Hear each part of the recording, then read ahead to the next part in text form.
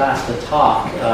I'm a friend of your teacher and stuff, and I think the reason I'm here is you're learning about politics and art and stuff, and I'm a political cartoonist, and I also do murals and stuff. So I've heard you guys are doing a mural and stuff. So, you know, I'm a Filipino American and stuff, and so doing cartoons has helped me learn more about my identity and stuff. So, you know, I'm going to be doing a talk, but after, while I'm doing I know there's a question and answer after my talk, but if you feel like asking a question, feel free and stuff, because I'm happy to answer a question while I'm talking. And, excuse me, also,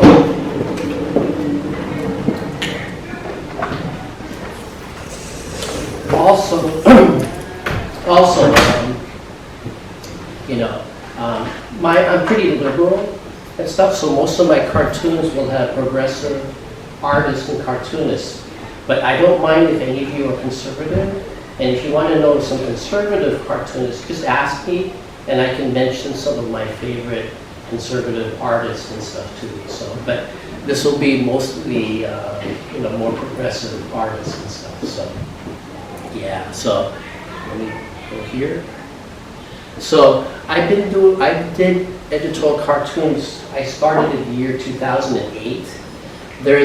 My wife saw this newspaper, the Tri-City Voice, and so she asked me, you know, why don't you try going for the Tri-City Voice?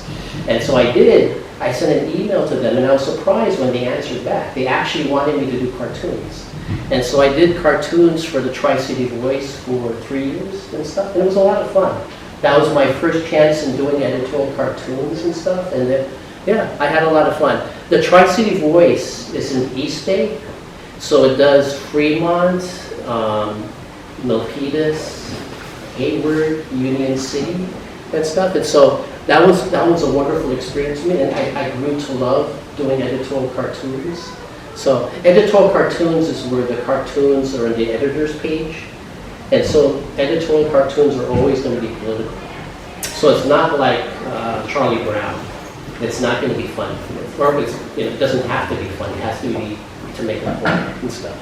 So, but when 2011 came along, they dropped me because they didn't have enough money to keep me. But I loved editorial cartooning so much that I wanted to find another place where I can do editorial cartoons and stuff. So after a few months, I found the Philippine News Today. It's a Filipino-American community newspaper based in Daly City. And it has a circulation of around 20,000 people. So if you go to any Asian American supermarket that has Filipino food, you know, hopefully it's there and stuff. So I loved being in the Philippine News Today because before that paper, I didn't really know much about what was going on in the Philippines, and I didn't know much about what was going on in the Filipino-American community. I was born here in America, and I've only been in the Philippines 1 month my entire life, so I was kind of disconnected. And I used to have Filipino-American friends up until college. After college, I lost touch with a lot of those friends, so I felt disconnected from the Filipino-American community. So this paper, doing cartoons for this paper helped me learn more about both the Philippines and the Filipino-American community, so I didn't feel as disconnected as I used to. So, okay. So I wanted to, these are some of my political cartoonist influences. So I went to college and I majored in art and stuff. So, but if you want to learn about artists and stuff, just go to the library. The library, if you go to the 700s, there's a ton of artists there that you can, and it's free and stuff. So if you don't want to buy a book on artists, just go to the library, check out books on, just look, find an artist that you like and check it out and just look and read and stuff. So this artist is Art Young. He's an artist from the early 20th century, and I found out about him when I went to a cartoonist convention, and the cartoonist recommended that I look at Art Young. He's a cartoonist who used to draw in socialist magazines, and so a lot of his cartoons were about criticizing the exploitation of workers and stuff. So yeah, it was cool. So he gave me a book, and I started reading the book. But if I didn't talk to him, I would have never have known about this artist and stuff. And since you guys are in art classes, I'm assuming you guys like art, right? So, you know, when you talk to other artists and stuff, they'll lead you, you should check out this artist, or like, you should check out this comic book artist and stuff, and you'll learn more and stuff. So like, the library has a section on comics, they have a section on graphic novels and stuff. Look at all that stuff, and it'll help you. I think with art, don't worry if there's somebody who's a better, artist than you, because it doesn't matter and stuff. What you do with art is find your own style and stuff. And when you find your own personal style, that's when, then work as hard as you can at being a good artist and stuff. So, yeah. The Catholic Worker is a newspaper. I love the artists in the Catholic Worker. The Catholic Worker was founded in the 1930s by Dorothy Day and Peter Martin. So, and the Catholic Worker focuses on the more progressive side of the Catholic Church, on sexuality issues and reproduction issues. The Catholic Church tends to be conservative, but on economic justice issues and on worker issues, the Catholic Church is more progressive. So the Catholic Worker focuses on worker strikes, unions, homelessness, and stuff like that. And Fritz Eichenberg, he's the guy on the, left. He does this wonderful kind of sketch, scratchboard style, and I love his work. He's a Quaker, and so his politics is pretty close to the Catholic Worker. And I just happen to have this. So I think if you're interested, let me pass this book along, and you can look at some of the work from Fritz Eichenberg. So, yeah. It's wonderful stuff, and it was pretty cheap. I got it a long time ago at a bookstore. So if you accidentally wrinkle the pages, it's not going to bother you. So another artist that I like is Francisco Goya. He's a Spanish artist from the 19th century, and he did paintings and etchings that showed the horrors of war. Before Goya came along, most artists glorified war, but Goya focused on the horrors of war. He focused, his paintings and etchings criticized superstition. It criticized the Spanish Inquisition, and at the time he was painting, Napoleon invaded Spain, so he made paintings criticizing Napoleon. So like, today how Putin has invaded Ukraine, it was similar to what was happening with Goya in Spain. They didn't they viewed Napoleon the way we view Putin and stuff. Katie Kolowitz was a German artist.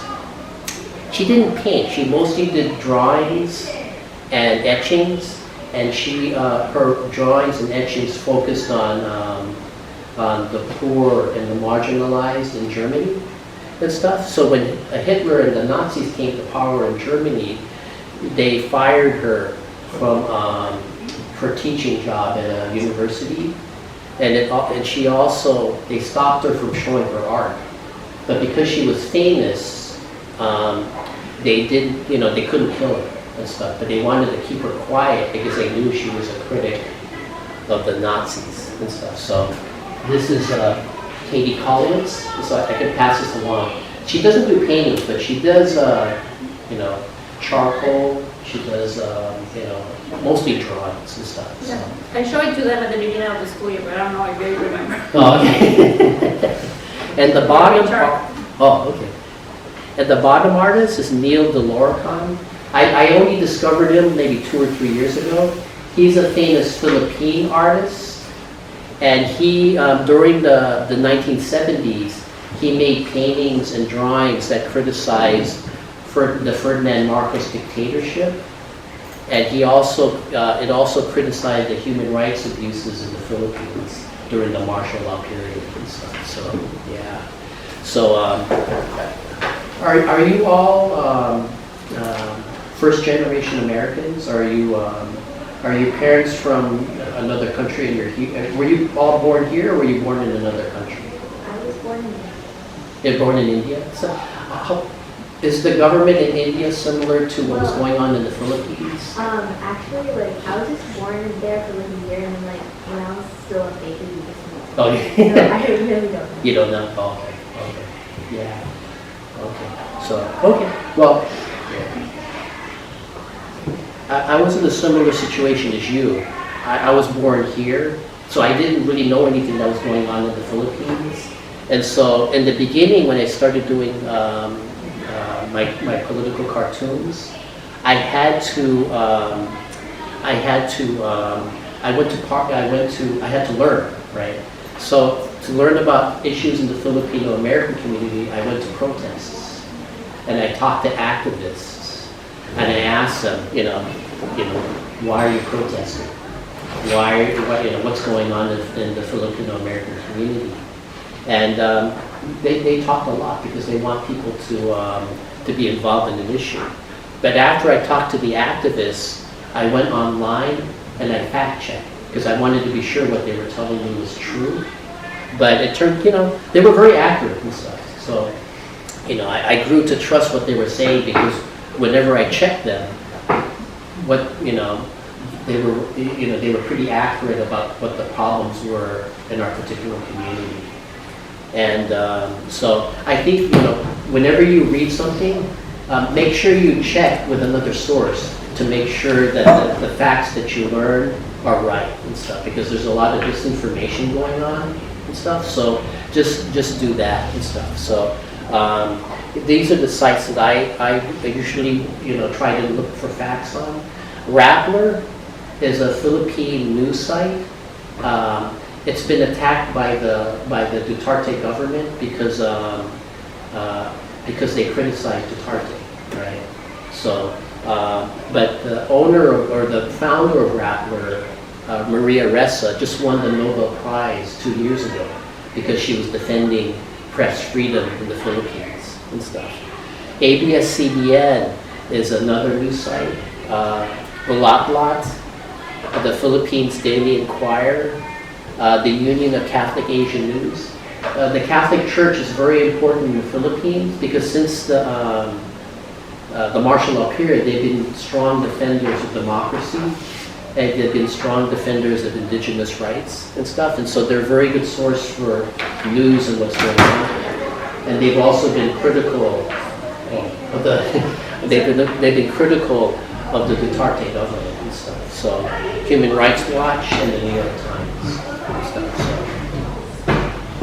So. Okay, so the way I do my cartoons, first I do research so I can get an opinion on an issue, because if I don't have a strong opinion on an issue, I can't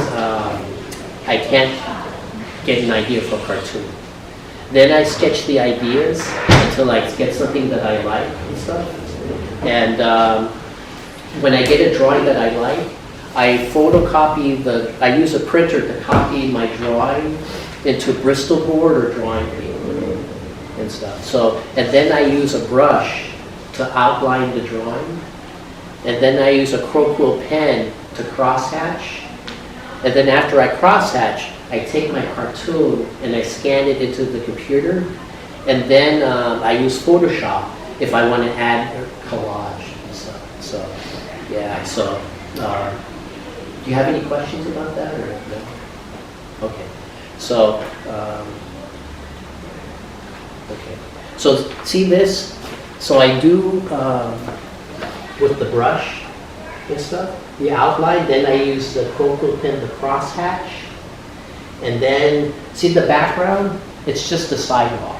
I took a picture of the sidewalk. I liked it, and so I photoshopped the background into the cartoon.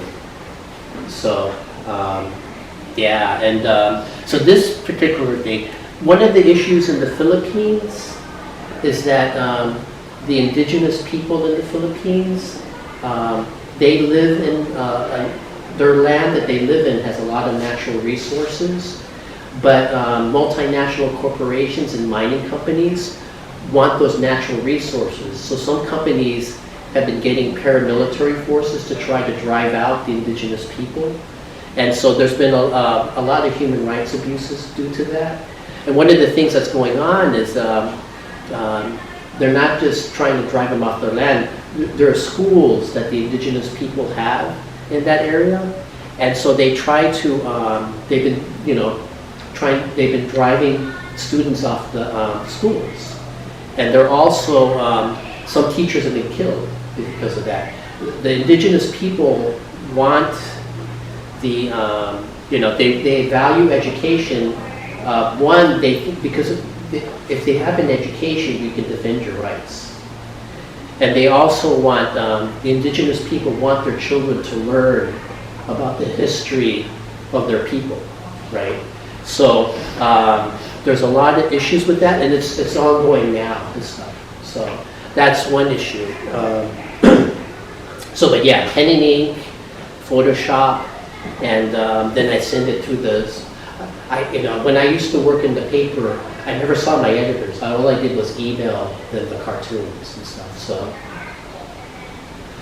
this one, there's the previous president of the Philippines, Rodrigo Duterte.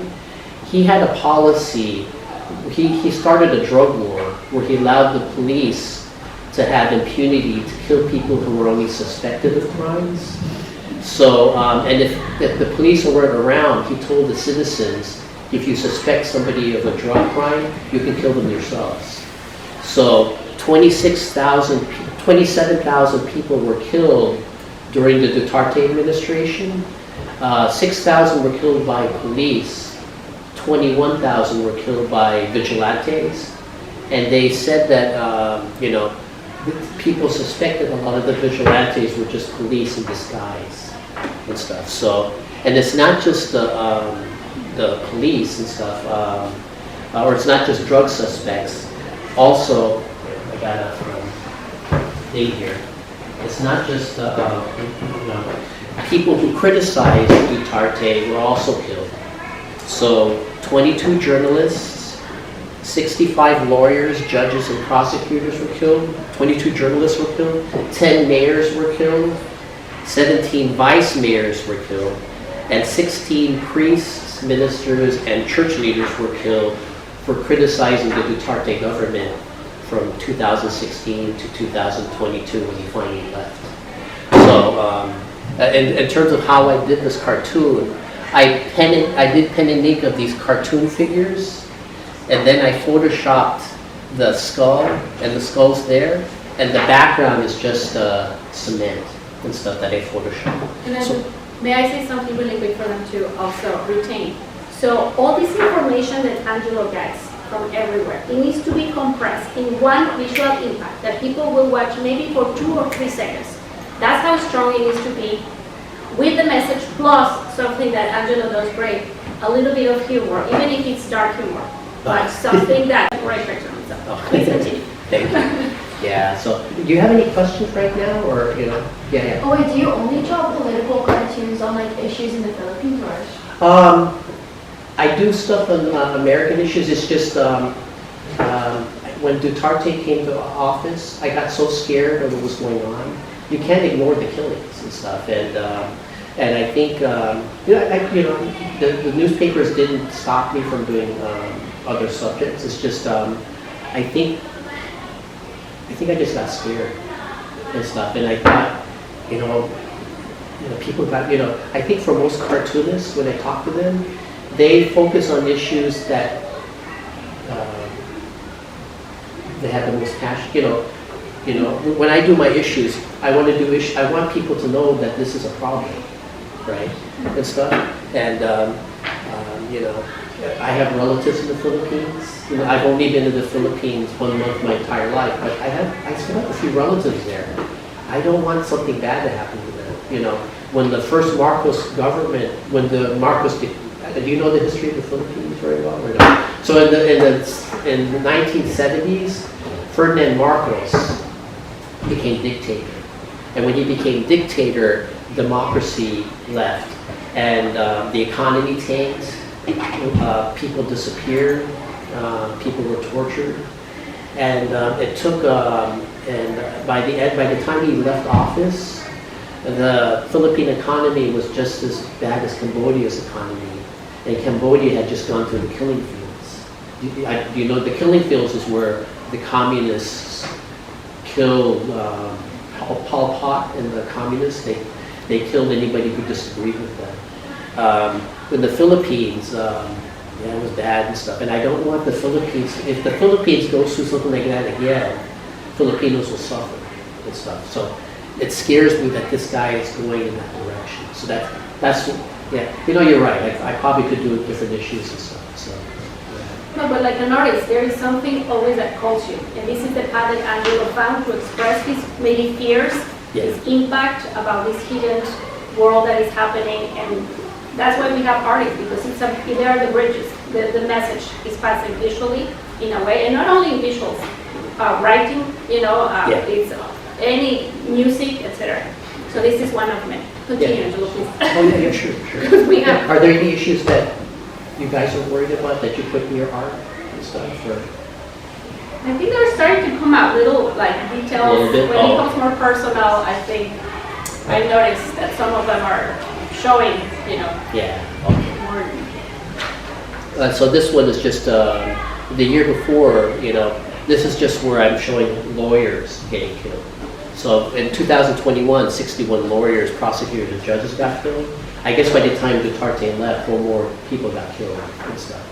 But, and you know, this one I didn't do any collage, but I did a lot of cross-hatching and stuff. And so the brush is the outlines, and the cross-hatching is inside and stuff. So, yeah, okay.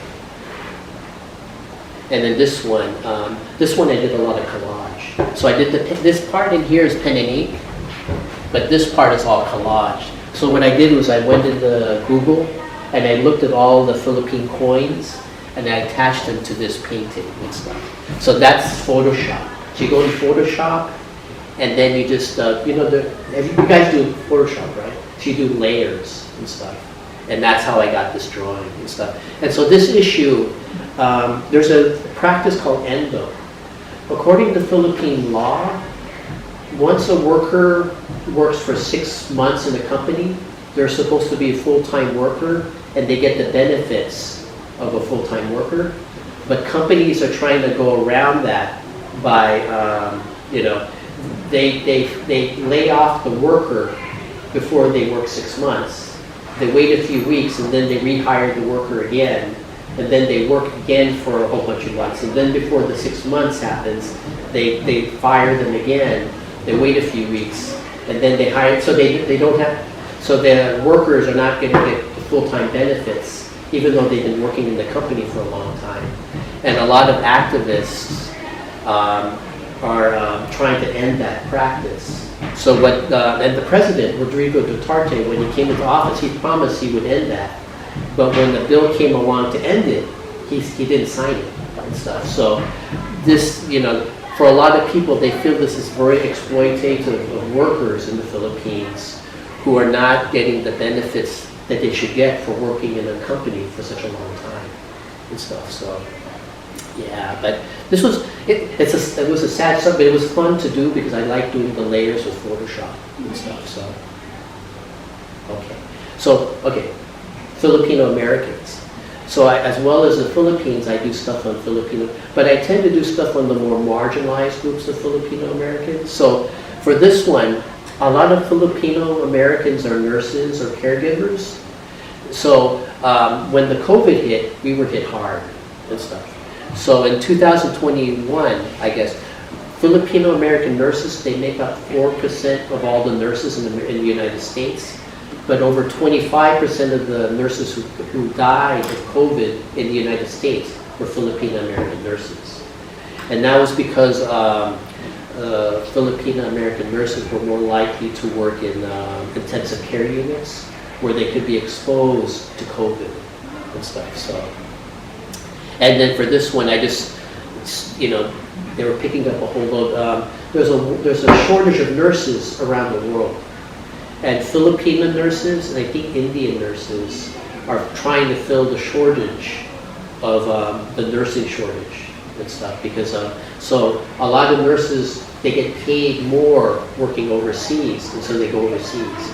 And it's a similar situation with Indian nurses. So nurses from I think both of those countries are, you know, if it wasn't for them, the nursing shortage would be a lot worse and stuff. So, but the problem is that so many nurses were going overseas. There were not enough nurses in the Philippines because they were all overseas and stuff. So when COVID hit, for the first few months, the Philippines had a lot of problems and stuff. So,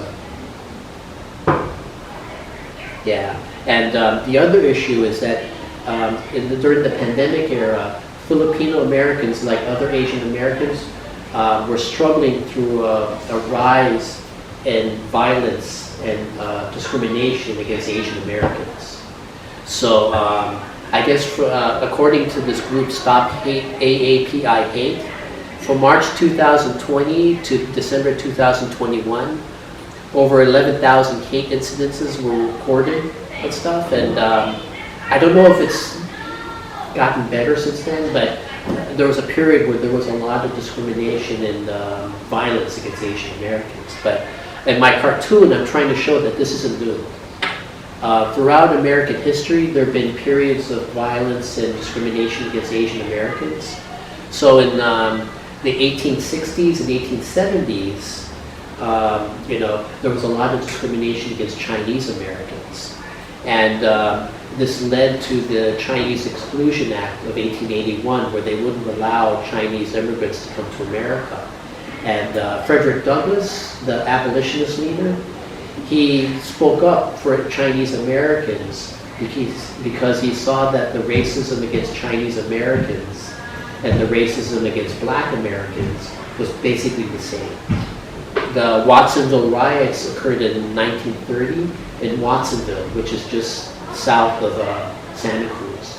And in 1930 in Watsonville, for about a week, a mob of about 500 white men beat up and attacked Filipino Americans because Filipino Americans danced with white women and stuff. The Japanese internment was when Japanese Americans in World War II were interned in camps and stuff, and even though they posed no threat to the United States, J. Edgar Hoover, he was the FBI director.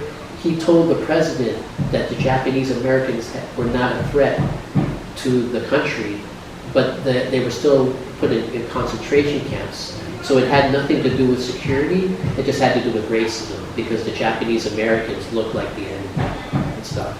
And in Vincent Chin in the 1980s, Vincent Chin was a Chinese American. He was celebrating his bachelor party, and he was beaten to death by 2 auto workers because they thought he was Japanese American. And you know, at that time, American auto workers, the auto industry was struggling to compete with the Japanese auto industry, and so that unleashed anti-Asian violence and discrimination in the 80s and stuff. So, yeah. Did you have okay. So these are not my murals, but these are people who influenced me when I made my murals. So the top one is Thomas Hart Benton, and the bottom one is Diego Rivera. And if you can go to San Francisco, there's 3 Diego Rivera murals in San Francisco. So and it's free. You know, it's free to if you just go in they're at both of our schools. So if you go to these art schools when the school is in session, you can see those.